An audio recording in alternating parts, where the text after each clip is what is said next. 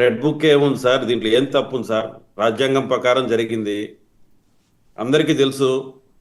పోసాని గారు గత ప్రభుత్వ హయాంలో ఎలా బిహేవ్ చేశారని. కాబట్టి ఎన్ని ప్రయత్నాలు చేసినా ఆయనకైతే సింపతి రాదు ఈ విషయంలో. ఆయన షార్ట్ వేసుకొని కనపడచ్చు, లేకపోతే ఇంకేదైనా ఇల్లంతా తిరిగి తిరిగి ప్రయత్నించి ఏమైనా చేయొచ్చు, కానీ ఆయన బిహేవ్ చేసిన విధానం వల్ల అతనికి సింపతి అయితే రాలేదు సార్ ఎక్కడ. దీంట్లో నేనేం చెప్పదలుచుకున్నానంటే, ఒక మనిషి పతనం, ఇది ఒక అధ్యయనం సార్. ఎలా ఉంటుంది ఒక మనిషి పతనం అయింది. ఇట్లా కొన్ని నాకు ముందు నుంచి ఏంటి అలవాటు అంటే, ఏదైనా ఒక చరిత్రను బేస్ చేసుకొని కానీ, ఒక జరిగిన సంఘటనలు బేస్ చేసుకొని కానీ ఎక్స్ప్లెయిన్ చేసేది అలవాటు నాకు. మీరు చూసుంటారు గతంలో కూడా నా యాక్టివిటీస్.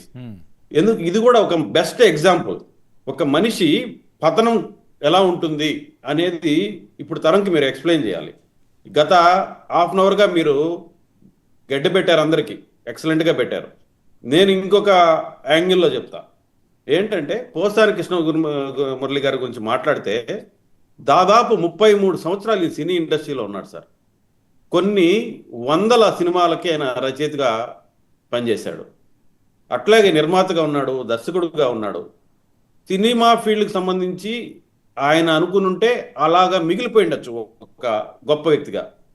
కానీ ఒక స్వార్థపరంగా కొన్ని పార్టీలని మొయ్యడానికి ఈరోజు అతను ఏం శిక్ష అనుభవిస్తున్నాడో మీరు గమనించండి. ఎవరిని మెప్పించడానికి తన నోరుని వాడుకొని, అడ్డగోలుగా వాడుకొని ఈరోజు ఈ పనిష్మెంట్ అనుభవిస్తున్నాడంటే ఇది చరిత్ర కావాలి, ఇది అందరికీ ఒక గుణపాఠం కావాలనేది నా ఉద్దేశం సార్. దీంట్లో తప్పులు పట్టడానికి ఏమీ లేదు. వైసీపీ వాళ్ళకు కూడా తెలుసు. పోసాని కృష్ణమురళి గారి గురించి ఎప్పుడు తెలుసుకున్నారంటే, వాళ్ళు ఆ ప్రభుత్వం దారుణంగా ఓడిపోయి 11 సీట్లకి పరిమితమైన రోజు ఎవరెవరు కారణమని విశ్లేషించుకుంటే దాంట్లో ఈయన కూడా ఒకడు ఉంటాడు, పోసాని కృష్ణమురళి గారు కూడా. కొడాలి నాని గారు లాంటి వాళ్ళు కావచ్చు, వంశీ లాంటి వాళ్ళు కావచ్చు, ఇప్పుడు మీరు చూపిస్తున్న మాధవ్ గారు కావచ్చు, వీళ్ళందరి వల్ల ఆ పార్టీ పతనమైందని వాళ్ళందరికీ తెలుసు, వాళ్ళ మనస్ఫూర్తిగా తెలుసు. దీని నుంచి ప్రతి ఒక్క పార్టీ కూడా గుణపాఠం నేర్చుకోవాలి. ఎవరు అతిథులు కాదు దీనికి. నోరుకి అదుపు లేకుండా, రాజకీయాలకు సంబంధం లేకుండా మాట్లాడితే పార్టీలు ఎలా పతనం అవుతాయని బెస్ట్ ఎగ్జాంపుల్గా దీన్ని నేను వాడుకుంటాను సార్. ఇప్పుడు గోరెంట్ల మాధవ్ అరెస్ట్ నిన్న ఆయన అయ్యారు, ఈ రోజు ఈయన అసలు టైం ఇవ్వట్లేనట్టున్నదేంటి సార్? అంటే 5 ఏళ్లే కదా సార్ ప్రభుత్వ మ్యాండేట్, మళ్ళీ కొత్త మ్యాండేట్ తీసుకోవాలి. 5 ఏళ్ల లోపల రోజుకొకరు అరెస్ట్ చేస్తే 5 సంవత్సరాల్లో ఎంతమంది అరెస్ట్ అవ్వాలండి? సార్ రోజుకొకరు అరెస్ట్ చేస్తే 5 సంవత్సరాల్లో ఎంతమంది అరెస్ట్ అవ్వాలి? ఇంకా 4 సంవత్సరాలు అంతమంది ఉంది, చిట్టా అంతుంది, పాపాత్మలు చిట్టా అంతుంది. ఏం చేయాలి మరి? హోంశాఖ చక్కగా పనిచేస్తా ఉంది, వాళ్ళ పని వాళ్ళు చేసుకుని వెళ్తున్నారు. ఇంతకుముందు మేడం గారు చెప్పినట్టు ఎక్కడ కానీ దుడుకుతనం లేకుండా, విమర్శలకు తావు లేకుండా చాలా చక్కగా బిహేవ్ చేస్తుంది. దీంట్లో నాకు గర్వకారణం ఏంటంటే, మా నియోజకవర్గం రైల్వే కోడూరు నియోజకవర్గం పోలీసులు చాలా చక్కగా ట్యాకిల్ చేశారు దీన్ని. అవును, ఏంటండి ఏం చేశారు ఈరోజు పోసాన్ని? ఏం లేదు సార్, ఆయన వచ్చాడు, స్టేషన్కి వచ్చాడు, ఆయనకి విచారణ జరుగుతూ ఉంది. ఇప్పుడు కోర్టులో ప్రొడ్యూస్ చేస్తారు.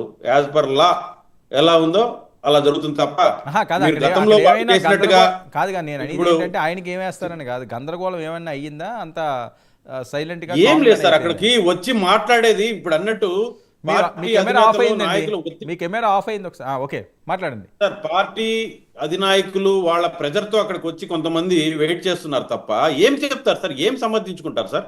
వాళ్ళు సమర్థించుకుంటే ఇంట్లో పోతే అన్నం బెటర్ వాళ్ళకి. వీళ్ళనిక మీరు సమర్థిస్తున్నారు.